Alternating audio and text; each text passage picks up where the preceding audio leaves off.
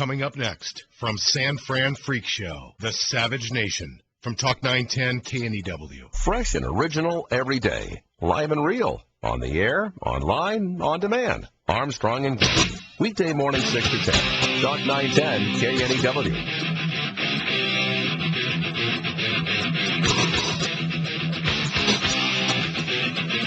KNEW. Warning. The Michael Savage Show contains adult language, adult content, psychological nudity. Listener discretion is advised.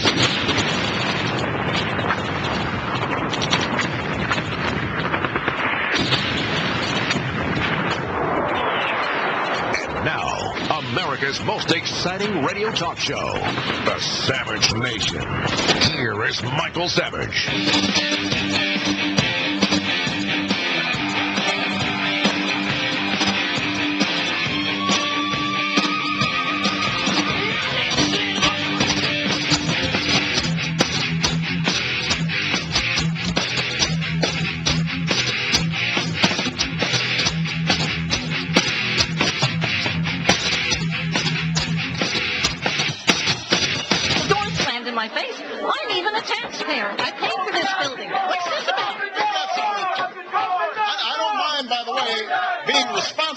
I expect to be held responsible for these issues because I'm the president. He hit me in my face on the left side and knocked me back to the floor, and that's when a woman started kicking me in the back of my head and in my back. As I was walking in, I saw a lot of signs outside saying mean things about reforming healthcare. I've seen some of those signs. One day God's going to stand before you, and He's going to judge you. You don't trust me?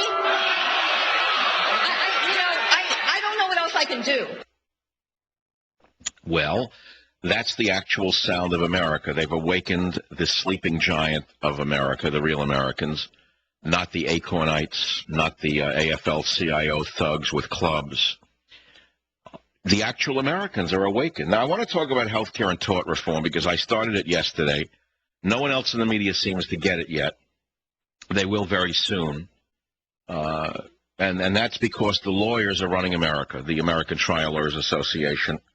If you look at the 1,000-page report on what they want to do with health care in this country, the Obamaites, most of whom are lawyers themselves, did you know that Kathleen Sebelius, the blonde lady, middle-aged, nice-looking blonde lady, she was actually the head of the Kansas Trial Lawyers Association for almost 10 years. They're in like moles into the Obama administration. It's estimated that $500 billion could be saved if defensive medicine were not practiced by doctors in America. I'll repeat the number, and I'll tell you what that is in a minute. If you've been to a doctor recently, he's probably ordered a test for you that you may or may not have needed, a CT scan, an MRI, ultrasound. He does it because he's afraid of a lawsuit from one of the leeches called trial lawyers who go after doctors for no reason in most cases. These tests could be cut back and save the healthcare system about $500 billion a year. I have not been able to find one page in the Obama plan that would rein in the lawyers. California has a limit of $250,000 on any lawsuit to do with medical liability. As a result, the vermin have left the state. The door slammed on their backsides as they ran to other states to ply their verminous trade. These lawyers are gone, by and large, from the state.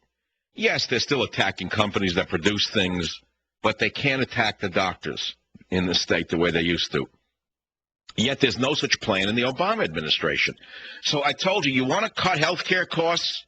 Start with the lawyers. Cap medical liability claims. This is a good idea, isn't it? Anyone disagree with me? Tell me why. Now, I know one of the lawyers will call and tell me that's because what if a person, has an artery cut and dies? Is their life only worth $250,000? I'm sure I'll hear that. What wonderful work they do for humanity, the trial lawyers. But okay, we'll do that if you want.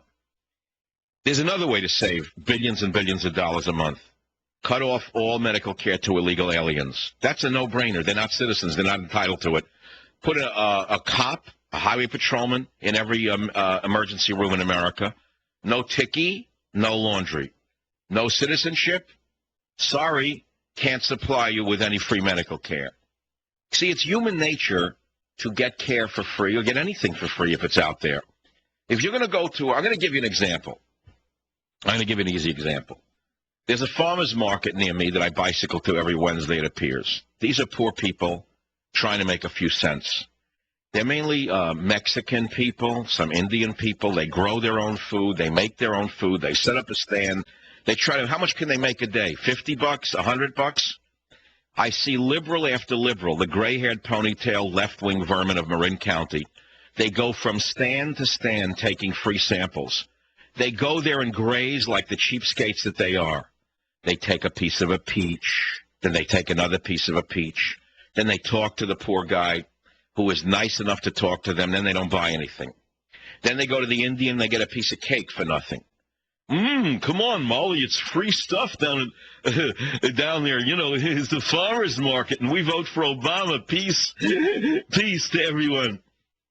Now, you see, there are cheapskates who will do this to a system. If it's free, they're going to take it for nothing. And most of them are liberals because it's against the credo of a real conservative to do this to a poor person. Let me tell you right now, I don't think a conservative would go stall to stall and rob food from poor people, which is what these libs do in Marin. So I have a plan, and it's related to the health care. What if it said samples 5 cents each? You know these cheap liberals wouldn't even pay a nickel for a piece of 5 cents I should pay for a piece of a peach? 5 cents I should pay for a piece of cake? 5 cents I should pay for a chip? They wouldn't pay it. They'd stop taking it for nothing. It's the same with your medical system. People are using the system and abusing the system because everything is free. I told you this yesterday. Make them copay $25 a visit. You don't like that? That's too high. Make them copay $10 a visit. You would cut down on the grazers. You'd cut down on the people who were doing it for sport. In 1981, I wrote a book called The Skeptical Nutritionist that was published by Macmillan Publishing. And I coined a phrase called, what did I call, recreational medicine. I used the phrase in my book, recreational medicine. And it was little accepted at the time. People didn't understand how far ahead of my time I was. But it's exactly what we have in America today. We have recreational medicine. And this is encouraged by many different forces in the country, primarily the drug industry. The pharmaceutical manufacturers encourage recreational medicine because each time one of these grifters goes to a doctor for free, Medicare, Medicaid, whatever, the doctor, to protect himself, practices defensive medicine and prescribes either a procedure or a prescription. And so it doesn't cost the doctor to do so, but he's got to do it to protect his back end from the lawyers.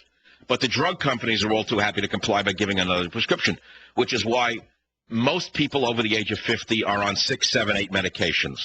When I go in for a blood test or whatever, they say to me, routinely, blah, blah, blah.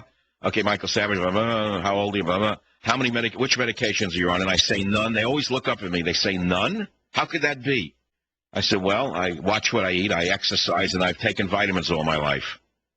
So, and I've been lucky. Okay, I've been lucky. I told you, it's only tomorrow everything could change. I could be on 12 medicines tomorrow. I understand that things change. I'm not a fatalist in that regard, but all right. But what I'm saying is people are on a lot of drugs because the system wants them to be on a lot of drugs. But let's go back to the farmer's market analogy so you don't miss the main point. This is something even Democrats can follow and understand. You go to a farmer's market, you got poor people trying to sell a peach, a plum, a watermelon, a piece of bread, a cake that they made, whatever. And in order to encourage the people who come to the farmer's market to buy their product, they let them have a little sample for free. Most people will not take that sample for free and not buy something. Most will taste it and buy. But a large percent, let's say a small percentage, and I've watched them, they're usually older men with ponytails who have Obama stickers on their brains. They go from stall to stall. That's a good peach. Where'd you grow it, Mr. Gonzalez? Well, that's great. I'll think about it. I'll be back. And Mr. Lib then goes to the Indian guy selling roti. Very good. How do you make it in your culture? Chomp, chomp. Can I have another piece? Chomp. And they go from stall to stall to stall. They eat a free lunch that way. Now, what if you charge that cheap liberal 5 cents a sample? Chances are he'd stop his behavior, wouldn't he? So now take my analogy and apply it to doctors. Charge them $10 a visit, $10 copayment. Make it $20 copayment. Make it $10 copayment. and a lot of the grifters would stop abusing the system. So I've given you 3 ways to save hundreds of billions of dollars a year. 1, first stop the torts. Introduce tort reform. Limit all medical liability lawsuits to $250,000 no matter what happens. That takes the psychos out of the system, and that takes the greed out of the system. That will save maybe $1 trillion a year. Now, where do I come up with $1 trillion a year? If doctors are practicing defensive medicine where they're ordering expensive MRIs, expensive ultrasounds, and such, and CT scans, for fear of a lawsuit, it's estimated that if we could stop the defensive medicine practices, we could save $500 billion. So that's $500 billion right there. Now put in place the other side of it. You start putting in place the no illegal aliens getting medical care in America, unless they pay for it. Make them pay cold cash.